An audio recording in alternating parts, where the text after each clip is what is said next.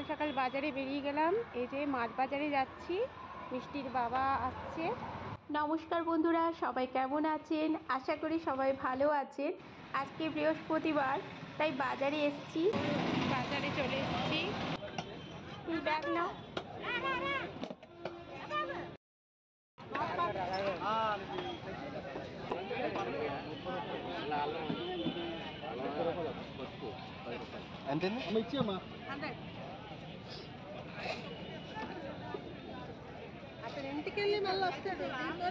আমাদের এখানে ভাইজাকে বৃহস্পতিবারে অতটা বড় বাজার থাকে না, মানে খুব কম মাছ তারপর সবজি থাকে, কিন্তু বুধবারের বাজারটা অনেক বড় থাকে। এখানে আজকে এসছি বৃহস্পতিবার, ফুল কলা নিতে হবে, ওই জন্য এসছি বলে একটু মাছও নিতে চলে এসছি।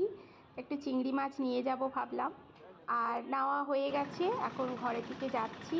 মিষ্টির বাবার আজকে 2টো থেকে ডিউটি, তাই ভাবলাম সকালের টাইমটা একটু চট করে বাজারে চলে যাই। ঘরের কাজগুলো সমস্ত হয়ে গেছে, এখন ঘরে গিয়ে পুজো দেব আর স্নান করে টিফিন খাবো। এই যে আমি স্নান করে পুজো দিয়ে চলে এসেছি, ঝটপট করলাম। আসার পরে চিংড়ি মাছগুলো বাছিনি, আগে পুজোটা দিয়ে খেয়ে নিলাম।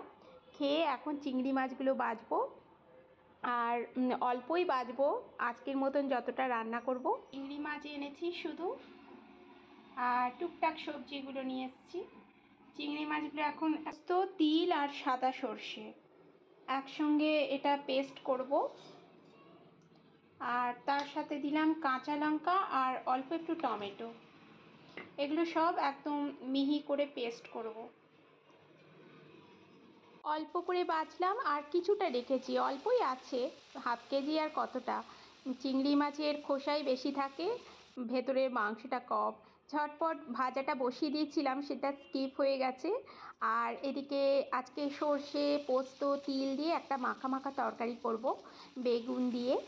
একটু গোটা জিরে দিলাম তেলের মধ্যে, সর্ষে তেলে, আর একটু শুকনো লঙ্কা দিলাম, পেঁয়াজ দিলাম একটা গোটা, আর বেগুনগুলো ছিল, বেগুনগুলো ভাবছি আজকে ইউজ করে নেব বলে। চিংড়ি মাছেই ভালোই লাগে, চিংড়ি মাছের বেগুন দিয়ে ছোট ছোট কেটে এবার বেশ ভালো করে মাখা মাখা করে ভাজবো। আর সাথে দিলাম একটা টমেটো, টমেটো অর্ধেকটাই দিলাম, অর্ধেকটা পেস্ট করেছি।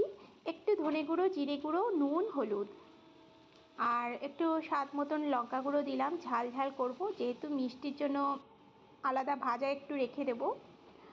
আর পোস্ত সর্ষে তিল সমস্ত পেস্ট যে করেছিলাম কাঁচা লঙ্কা টমেটো দিয়ে, সেটা দিয়ে দিলাম। দিয়ে বেশ ভালো করে নেড়ে চেড়ে অল্প জল দিয়ে ঢেকে দেব। এই তরকারিটা দারুণ হয়েছিল। আপনারা কারা কারা এরকম তরকারি বা এরকম রেসিপি পছন্দ করেন আমাকে অবশ্যই কমেন্ট করে জানাবেন।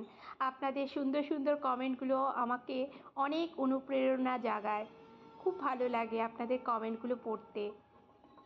হয়ে গেছে তরকারিটা।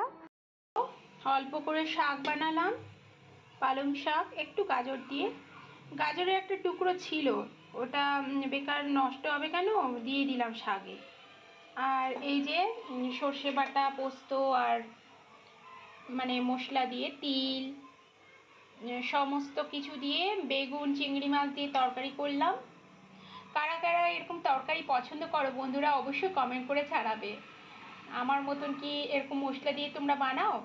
মানে অনেকেই বানায়, কিন্তু আমি একটু মানে সব রকম মশলা আজকে দিয়ে দিয়েছি, জিরে গুঁড়ো, ধনে গুঁড়ো, পোস্ত, তিল, সর্ষে, সমস্ত কিছু, টমেটো, কাঁচা লঙ্কা, শুধু আদা আর রসুনটা বাদ দিয়ে।